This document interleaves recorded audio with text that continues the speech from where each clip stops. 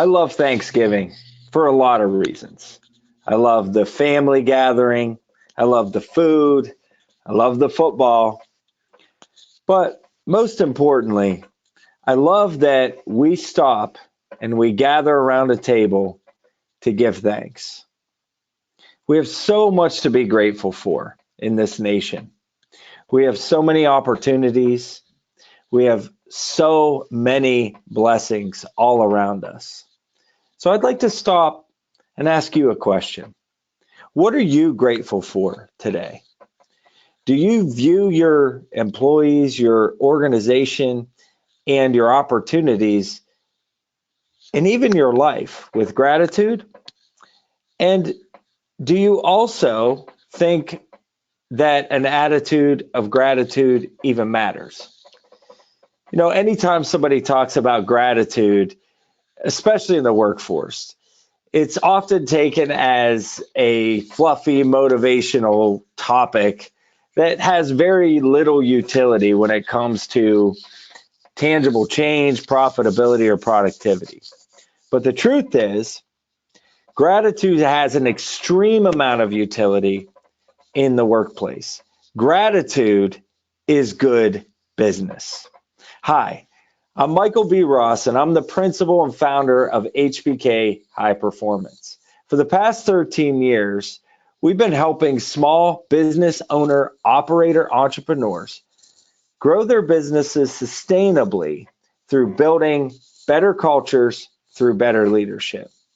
And for me personally, my passion has been to study, practice, and teach human behavior to help leaders be intentional so they can be exceptional and lead their organizations towards sustainable growth and, most important, fulfillment.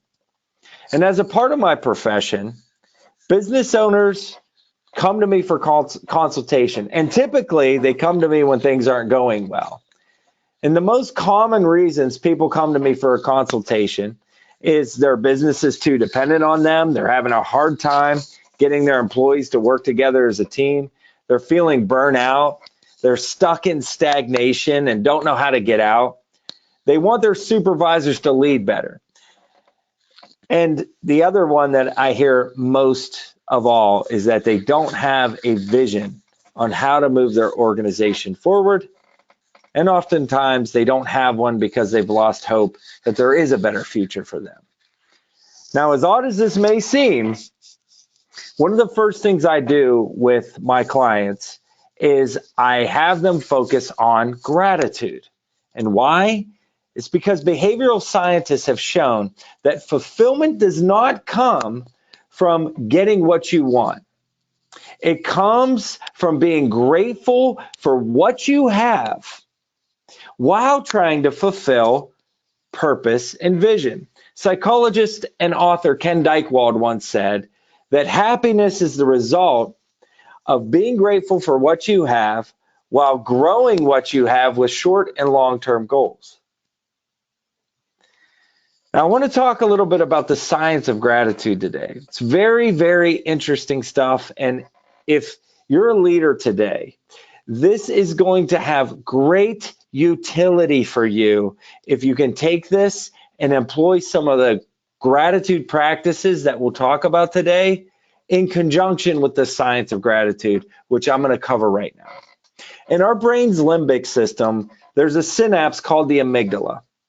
Now, the amygdala is an almond-shaped synapse, and it is responsible for controlling emotions and the way that our body, the way that emotions flow through our body. Now, three sensations that we feel consistently in our lives when we're in the mode of fight or flight are fear, doubt, and worry. And when you feel those sensations of fear, doubt, and worry, and your cortisol levels raise, and you're feeling stressed, you're feeling anxious, you're feeling doubtful, you're worried about today, you're worried about tomorrow, you're thinking about the past in fear, that is the amygdala sending sensations through your body that are telling you to get into fight or flight. Now, according to Dr. Harold Bafidis, who's a clinical MD and psychologist, So this guy's pretty smart. He did some clinical studies that showed the amygdala literally cannot fire sensations of fear, doubt, or worry when you are in a state of gratitude. Now, you may ask, what's a state of gratitude? It is when you have said thanks consistently, you do something kind for somebody else, you do something out of the abundance of your heart in a selfless way, and you are in this state of mind where fear, doubt, and worry cannot touch you. And the reason why that is because the state of gratitude literally shuts down your amygdala from being able to send the sensations of fear, doubt, and worry through your body. Additionally, being in a state of gratitude benefits you in these ways. It helps you be more creative. It increases your problem-solving capabilities. It helps you with cooperation, because here's something we got to remember in cooperation. People judge themselves based upon their intentions. They base their judgments on others on their actions. And when you're in a state of gratitude, it's a lot easier to assume positive intent of those on your team. So that helps with cooperation. And then the last thing it helps us with is clarity of thought. When you're in a state of gratitude, you have greater peace levels. It's almost like our brains sometimes are these pools of water, and they can be agitated. And in pools of water, if you splash it and you try to look down to the bottom, it's a little foggy and a little murky. But if you allow it to settle, you'll be able to see to the bottom. There'll be clarity. And that's what the state of gratitude does for us. It puts us in this peaceful state, and we're able to think more clearly and solve problems more effectively. It decreases cortisol levels and increases the amount of dopamine that is basically our body's happy drug. It's a natural drug that when something is good is happening in our lives, it sends these ephemeral pleasures through our body that we're able to feel better physiologically. So if you want to be more fulfilled, you want to be more productive, and you want to feel better in your body, be grateful. And what if, let me ask you this question. What if you created a culture of gratitude in your organization? You know, I was talking to a client about this the other day. It's so easy to focus on the weeds. It's so easy to focus on the problems, especially when you're getting, quite honestly, when you're getting a lot of problems handed to you from clients, from coworkers, from employees, from vendors, and you're constantly in this state of flux where you have to solve one problem after the other. It's very easy to start to feel like there's nothing but weeds and this is just a hard row to toe. But what if we focused on watering the flowers, and we were intentional in our organizations, in our cultures, to water the flowers more than we water the weeds? Well, it's really simple. You have got to intentionally focus on watering the flowers versus the weeds, or all of those things I talked about earlier. Burnout, too much dependence on the owner operator, having a lack of cooperation in your team. Those are all a natural byproduct of focusing on weeds more than focusing on the flowers. So I want to talk to you about 4 ways that gratitude helps organizations like yours thrive. So the first one is this. Gratitude at work with our fellow team members makes us happier, improves our mood, makes us feel more connected to others. It enhances our sense of belonging and respect at work, which is also related to higher job satisfaction, less sick days, and lower turnover. So simply by displaying more gratitude, and that is gratitude for your team members, gratitude for your opportunities, gratitude for the fact that you have a business that has problems to solve. I mean, that's pretty remarkable.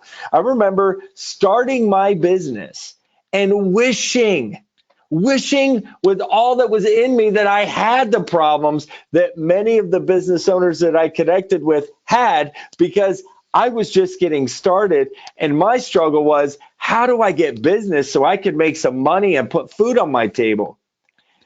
And I was even questioning, is my business going to work at all? So the fact that we have problems to solve should make us very grateful. I'll talk more about that later. But a culture of gratitude, number 2, creates higher job satisfaction. And practicing gratitude, by the way, isn't only related to current job satisfaction. People who have a culture of gratitude also anticipate. Now, think about the power of this. They also anticipate that they are still going to be satisfied with their jobs in 6 months' time. Okay? So that means that people, yes, they're grateful in the moment when you create a culture of gratitude. They're also looking ahead going, I'm probably going to be in the same place, if not better, 6 months from now. So hope is the only thing more powerful than fear. Think about what gratitude does. It gives people hope. So number 3, employees who practice gratitude at work have a stronger sense of community and safety. People have to feel safe, and it's not safety as far as their physical bodies feeling like they're in a safe environment and they're not going to be physically abused. This is safe to be able to connect and be vulnerable with other human beings, which is one of the fundamental urges of all human beings. One of the greatest intrinsic motivators is we want to be connected with other human beings. And in order to do that, we have to feel safe. We have to feel like we can be ourselves. We have to feel like we're not going to be riddled with guilt, judgment, or shame if we open up and we're vulnerable with our coworkers or employees. Therefore, when people are in a safe environment, here's what happens. When you're in a safe, cooperative environment that displays a lot of gratitude, people, according to the research, take more ownership of their work and they look for more opportunities to contribute. The gratitude creates gratitude, which creates a desire to do more and help the organization be successful. And then number 4, grateful employees tend to focus more on things they appreciate at work versus those that annoy them, which gives them greater motivation to fulfill your organization's purpose and vision. How many of you, if you could, would take 5 people that you work with right now and infuse more gratitude in them? I guarantee you, if you stop and think about it, there's at least 5 people at your organization right now who could probably use some more gratitude. I know you're probably thinking of names right now. You might be chuckling about it. But here's the facts. Nobody likes to be around a negative Ned or Nancy. And certainly nobody wants to follow a Daryl or Debbie Downer.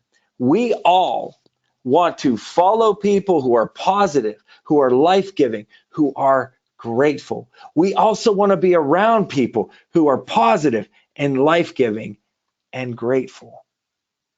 So it is up to us as leaders to make sure we infuse and think about how to infuse gratitude in our organizations as often as possible.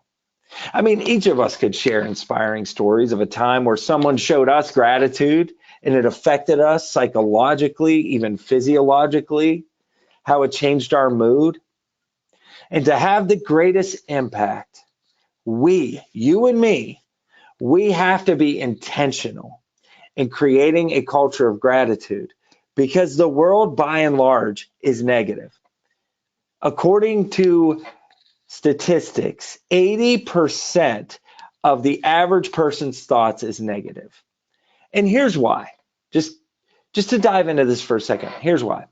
Our minds are built for survival. Our minds are not built to thrive. They're built to survive. Now, our heart, our essence, the core, the fundamental, where our moral standards live, our more, that is built to thrive. But we're also often in contention between our mind and our heart, aren't we?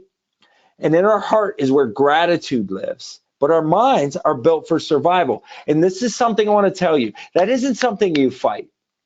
That's something you work with. You know, our minds can be like little children sometimes. Our minds can be very adolescent. Your mind is also going to tell you to avoid risk. It's going to tell you to avoid things like gratitude because it could make you feel foolish versus make you feel important. It could put you in a position where someone might make fun of you, or someone might look at you with a sideways glance and think you're up to something. But to truly have fulfillment, we've got to be able to educate our mind. We also have to be able to instruct our mind in what to do moving forward and why gratitude matters so much to us and our organizations. To go into this point a little bit further, anytime you hear something negative, your brain synapses light up like a Christmas tree. Again, because your mind is not built to thrive, it's built to survive. And this is why news media outlets, by and large, report negative news. And according to the research, 93% of all newscasts and news stories are negative in nature. If the news media all of a sudden said, you know what, we're going to be positive about every story, no one would watch it. Well, why is that? It's because it would be inspiring and people would take that positive, inspiring story and they would do something with it. They'd actually get out and believe they could make a difference in the world. They probably wouldn't spend a lot of time watching the news. But the fact is, they don't report the positive spin because our minds are built for survival and we're constantly looking for an angle to protect ourselves. I'm not saying it's right. I'm just giving you the facts. So to combat negativity in our world and the negativity that the world perpetuates, you have to be intentional in practicing gratitude in your organization. And what I want to do is I want to give you an acrostic today on how to do that. And there's 8 practical ways to implement gratitude in your organization. And what we're going to do is we're going to use gratitude in an acrostic. And so I'm going to start by telling you the letter and then telling you the meaning, and we'll have it posted here for you to see on the video. So the first one is G. Generate a list each day of 5 things that you are grateful for. In his timeless book, How to Win Friends and Influence People, Dale Carnegie said, flattery is from the teeth out, but gratitude is from the heart out. Gratitude is not something you can fake until you make. If you say you are grateful for something and people don't feel your sincerity behind it, then it isn't going to hit well and it isn't going to influence others to be grateful. So therefore, I recommend every day you individually, when you wake up in the morning before you get your day started, you think of 5 things minimum that you're grateful for and you write them down and you ponder them and meditate on them and get yourself into a state of gratitude. Personally, something I do every day is I have what I call a daily renewal partner, a daily gratitude partner. We send each other texts or we make a quick phone call in the morning every day to tell each other what we're grateful for today. Because if I don't, I can easily get wrapped up in all the negativity in the world and be on a downward spiral and not have much to offer the world around me. I want to ensure that you develop this practice in your life because you must do it personally. If you want to lead others in a positive direction, you've got to start by leading yourself. So generate a list each day of 5 things you are grateful for. Write them down. And if you get an opportunity, share it with somebody. Number 2, reach out with a thank you note, letter, or card every day. This could be an employee, a client, or a friend. But this practice is a way to discipline yourself in gratitude. Unfortunately, this is something that bothers me, quite honestly. The average person only gets one genuine, encouraging word per week. Now, I don't know about you, but I think that is absolutely ridiculous. It's not something we fight, though. It's something we work with. It's not hard to rationalize when, I tell you that, 80% of our thoughts are negative and 93% of all newscasts are negative news. When you think about it, to be grateful, you must be intentional. You must have practices like this because there are so many people out there that just need a genuine, encouraging word. And what I'd ask you to do is you do your list of 5 things as we talked about, number 1. Number 2, come to your office every day. I want you to grab a pack of thank you cards, and I want you to just write 1 letter a day. You can send it out to somebody. You can drop it off at somebody's desk or their office or their place of employment. You can send it to a friend or family member, but doing that is also going to help ensure that you stay in the state of gratitude. But there's nothing like someone getting a thank you card from you that is handwritten, and it's going to do just as much for them as it will for you. It's going to establish gratitude in both of your lives because you're going to be grateful you gave the gift. They're going to be grateful to have received that gift. So reach out to somebody every day with a thank you card of some sort. Number 3 is allocate positive client testimonials for your team. This is something that's always interesting to me. In organizations, we're so quick when we have a client complaint to spread that message like wildfire. Emails fly out, the phone's picked up, people start tromping around, we head to the machines, we head to the paperwork, we're sharing information quickly and effectively. But then when we have client testimonials, those are kept to ourselves. Now remember what I said earlier, spend more time watering the flowers than you do the weeds.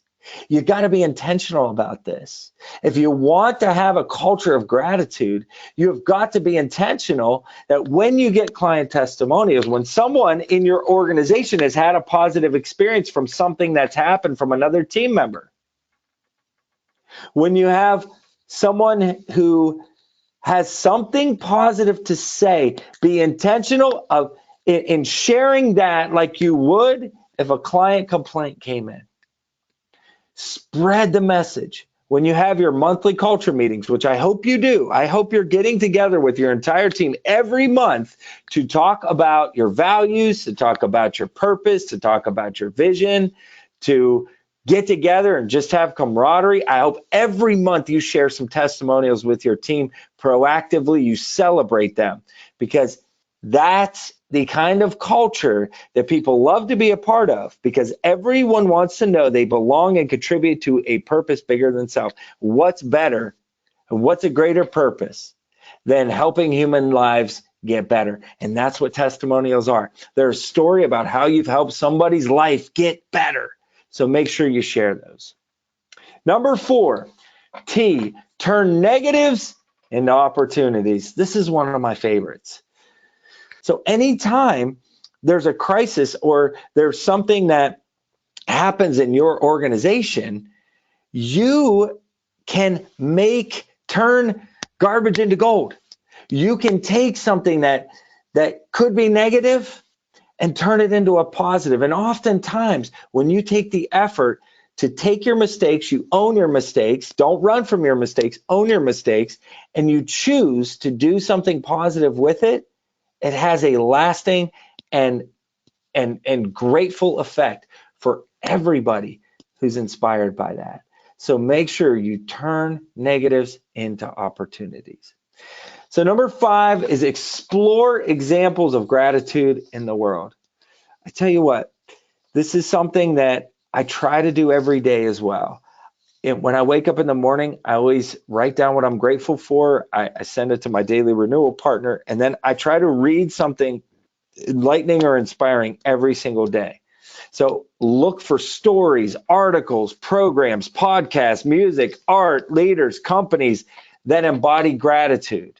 You're likely to be inspired And your mind will then begin to be conditioned to gravitate towards positive thinking versus negative.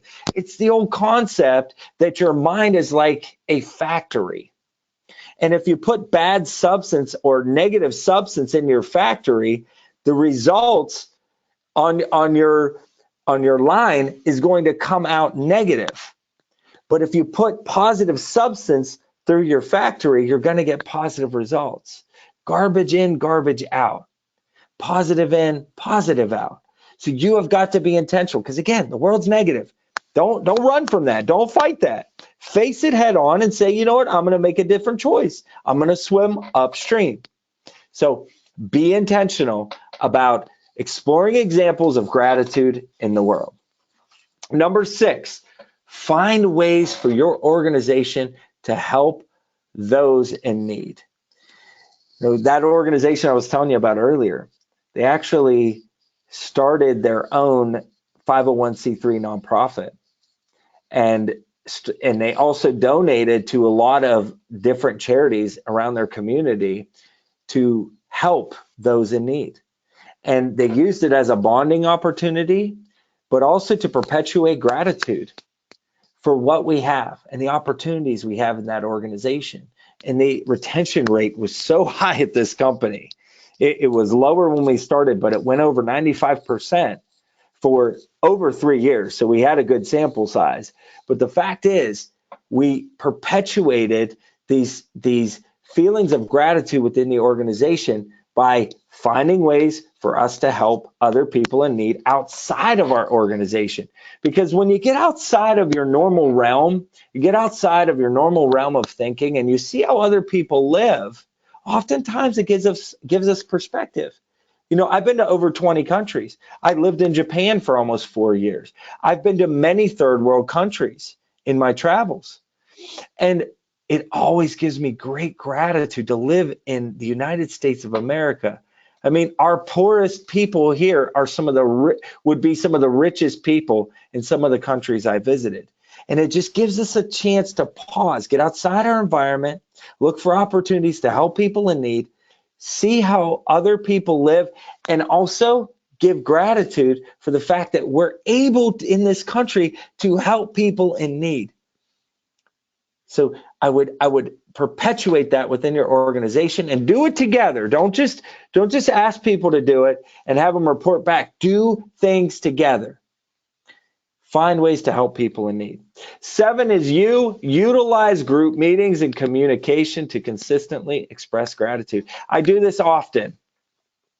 Even if the crowd's a little bigger, I do it often. I ask people to go around and share a testimonial, something they're grateful for, something that some challenge they're also grateful for.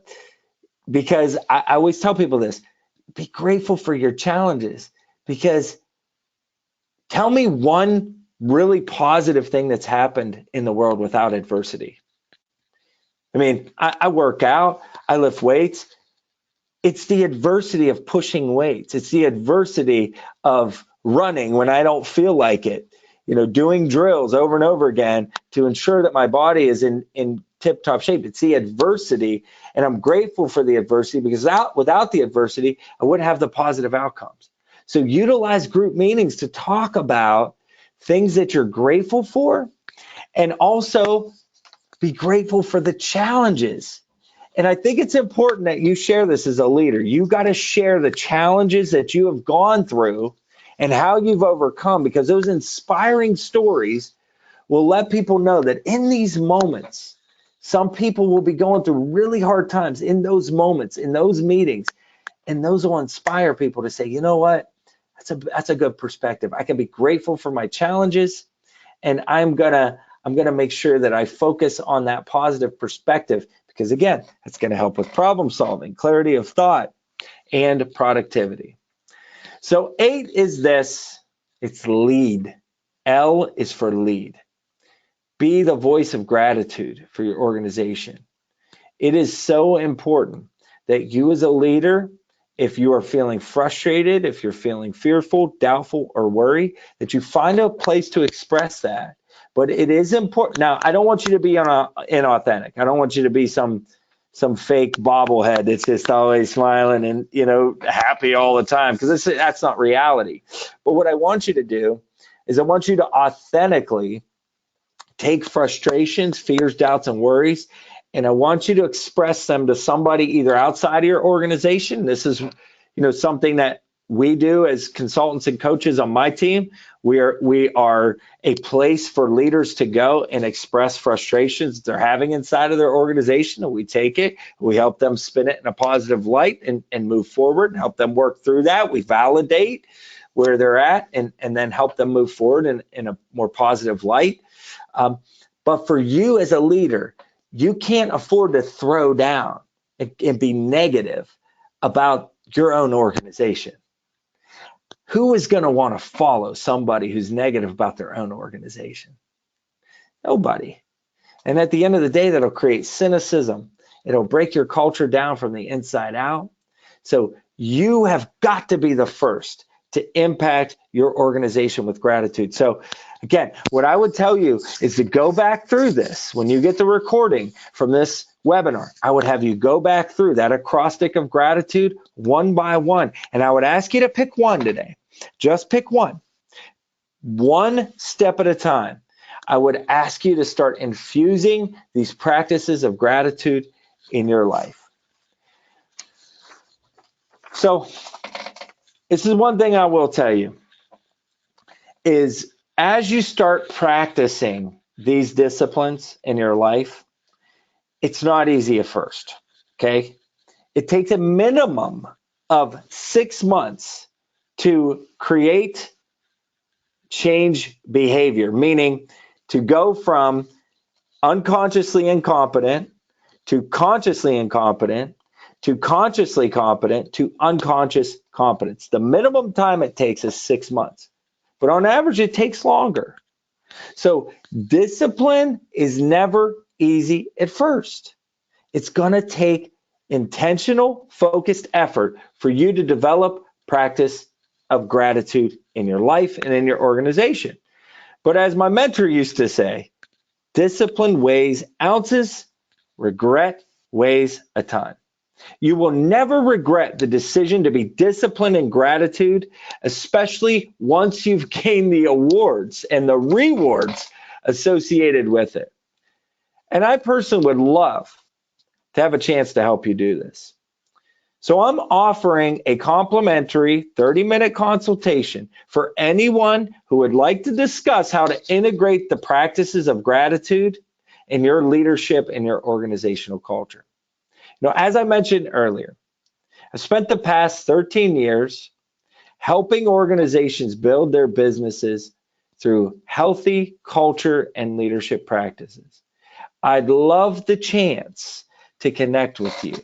So please sign up for your consultation today. I'd like to end this webinar with a quote by leadership expert Robin Sharma. Gratitude drives happiness. Happiness boosts productivity. Productivity reveals mastery, and mastery inspires the world. I'm Michael B. Ross. Thank you for joining me today, and I want to invite you to be intentional, be exceptional, and lead.